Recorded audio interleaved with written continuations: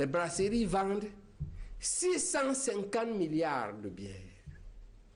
L'argent que les brasseries vendent la bière, c'est 650 milliards, c'est-à-dire quoi? Ça veut dire que les Camerounais, nous buvons la bière chaque année pour 650 milliards. C'est trop.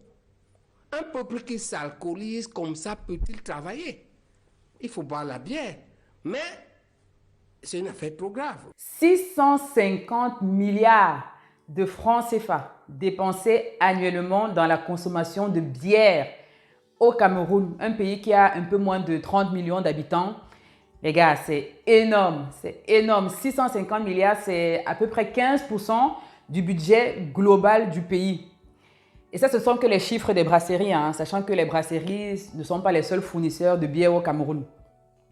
Et ça, ce n'est que la bière. On n'a pas parlé des autres alcools, on n'a pas parlé des jus. Donc, en gros, budget boisson, on doit voler très haut. Bref, laissons l'économie, parlons médecine. C'est bien de rigoler, hein, c'est bien de faire des challenges et tout ça. Heureusement d'ailleurs qu'on peut encore rigoler avec la situation actuelle. Mais il ne faut pas perdre de vue l'essentiel. Vraiment, je ne pouvais pas ne pas saisir l'occasion pour faire un point sur la consommation de bière qui est vraiment un fléau dans notre société. Dans la vidéo d'aujourd'hui, je vais vous donner 10 bonnes raisons de revoir considérablement votre consommation de bière. Je vais commencer bien sûr par vous dire déjà c'est quoi une consommation responsable du point de vue médical. Et puis dans un deuxième temps, je vous dirai à quoi vous vous exposez si vous ne faites pas attention à votre consommation de bière, si vous n'avez pas une consommation responsable. Jingle.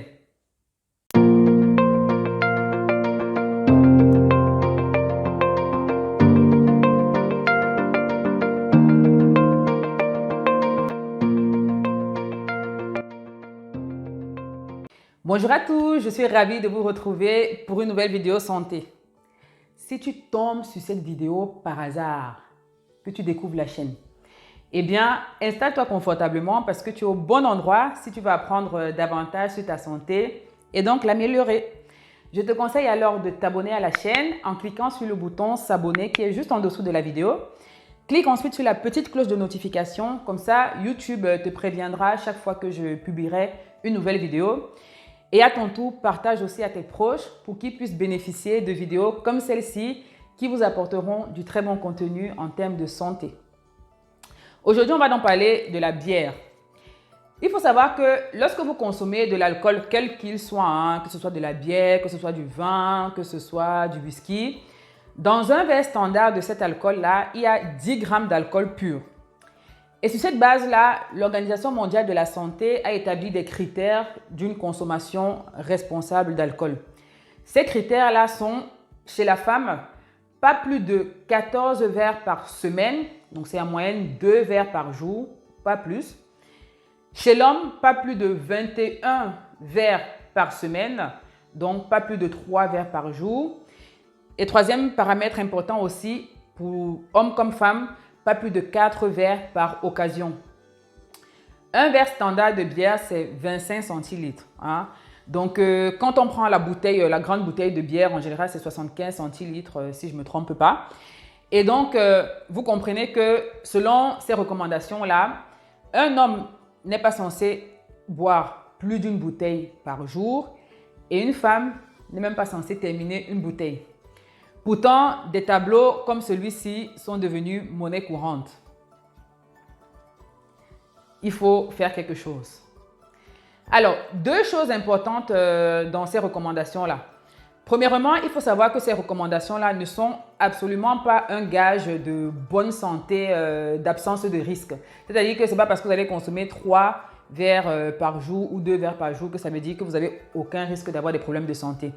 Ces chiffres-là, en fait, ce n'est qu'un compromis entre, d'une part, le risque qu'on estime acceptable, connaissant la place de l'alcool dans la société, et d'autre part aussi le fait qu'on sait qu'une consommation modérée d'alcool a des bénéfices aussi sur l'organisme, notamment sur le plan cardiovasculaire.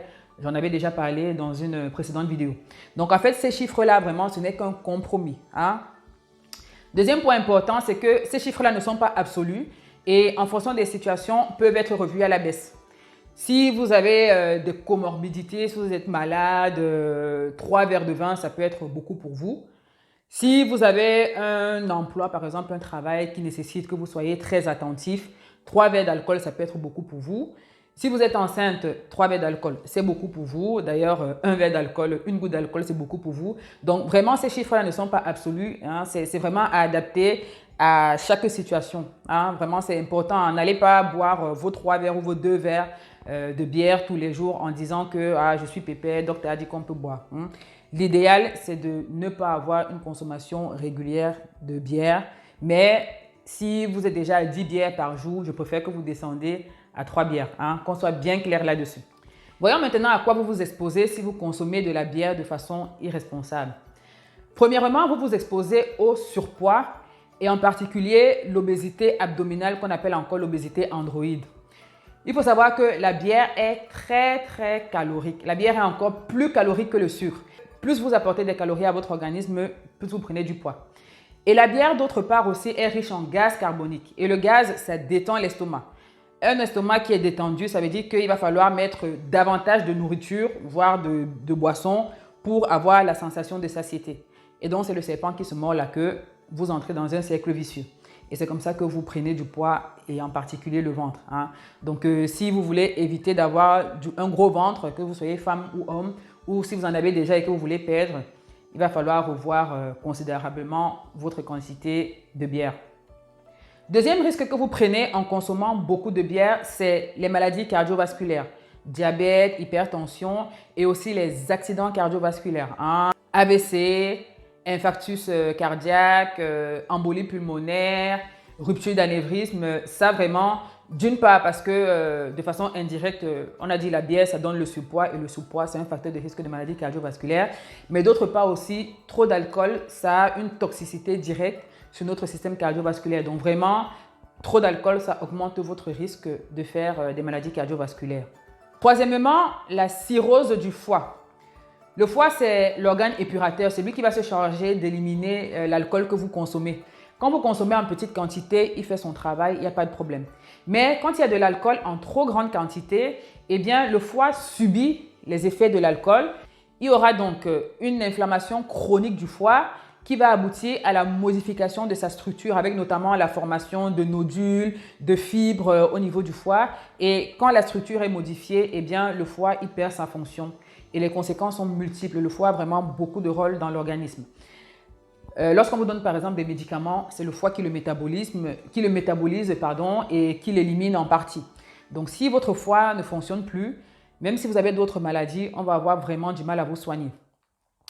Autre chose, le foie est responsable de la synthèse des facteurs de coagulation. Donc si votre foie ne fonctionne plus, vous allez avoir des hémorragies de toute nature. Lorsque vous avez une cirrhose du foie, vous avez une altération progressive de l'état général, donc avec une grosse fatigue, perte de poids, perte d'appétit. Vous avez le teint qui va devenir jaune, ce qu'on appelle l'ictère.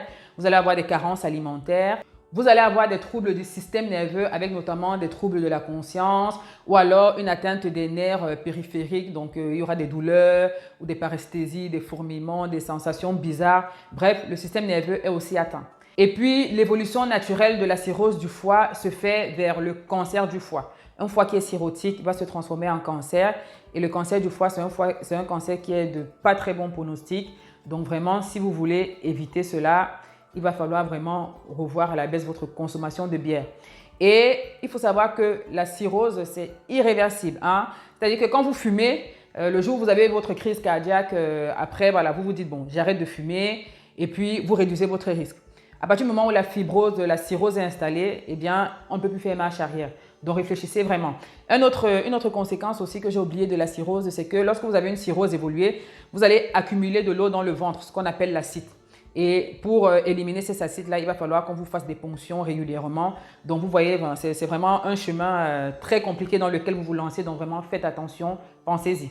Quatrième risque auquel vous vous exposez en consommant beaucoup de bière, c'est le cancer. On a parlé du cancer du foie, mais tous les cancers ont dans leur liste de facteurs de risque l'alcool. Notamment dans la bière, les produits qu'on utilise comme conservateurs, notamment par exemple le cobalt qui est utilisé pour stabiliser la mousse, c'est cancérigène. Donc déjà, quand vous consommez même la moindre petite goutte de bière, vous augmentez déjà quelque part votre risque de faire le cancer. Donc vraiment, les cancers, si vous voulez diminuer au maximum votre risque, diminuez au maximum aussi votre consommation de bière. Cinquième raison, c'est la crise de goutte.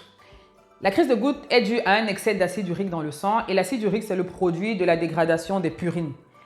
Eh bien, la bière est très riche en purines, donc les gros consommateurs de bière, vous vous exposez vraiment à une crise de goutte qui se manifeste très souvent par une grosse douleur au niveau du gros orteil, une douleur très vive qui vous empêche de dormir, qui vous réveille parfois la nuit. Bref, ce n'est pas confortable du tout, donc évitez la crise de goutte, diminuez considérablement votre quantité de bière. Sixième risque, c'est les troubles d'ordre psychiatrique, dépression, troubles de l'humeur, troubles du spectre de la schizophrénie. En général, les gros consommateurs de bière ne sont pas très bien là-dedans. Donc vraiment, et c'est pour ça d'ailleurs que souvent ils rentrent, ils parlent mal à tout le monde, ils parlent mal à leurs femmes, ils tapent les enfants, ils deviennent irresponsables. Bref, trop de bière, ça joue aussi là-dedans. Septième risque, c'est l'impact sur votre peau. Trop de bière, ça entraîne un vieillissement accéléré des cellules et donc les gros consommateurs de bière en général, quand vous les voyez, ils font un peu plus vieux que leur âge. D'autre part aussi, ça accentue les problèmes de peau qui sont déjà existants. Si vous faites par exemple de l'acné, consommez beaucoup de bière et beaucoup d'alcool en général, ça peut avoir un effet aggravant sur votre pathologie. Huitième risque, c'est les accidents, que ce soit les accidents domestiques à titre personnel. Quand vous avez bu votre bière, là, vous rentrez, vous êtes sous, vous pouvez tomber dans un caniveau, vous vous cassez la tête, vous vous cassez le bras, ça peut aller très loin. Et il y a aussi bien sûr les accidents de la route. Il y a des gens qui prennent la bière avant d'aller conduire. Ils te disent que c'est quand ils prennent de la bière qu'ils sont vraiment lucides. Ça, c'est des conneries.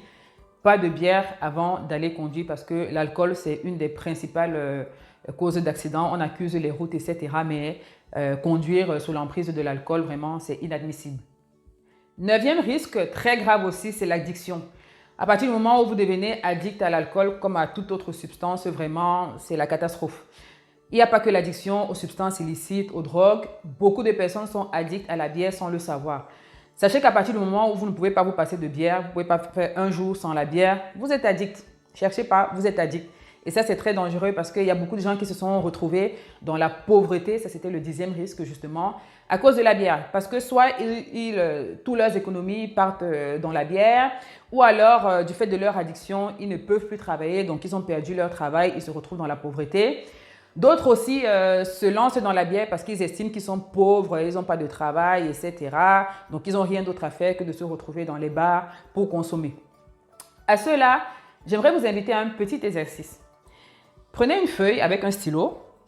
Vous notez dessus le nombre de bières que vous consommez par jour ou par semaine.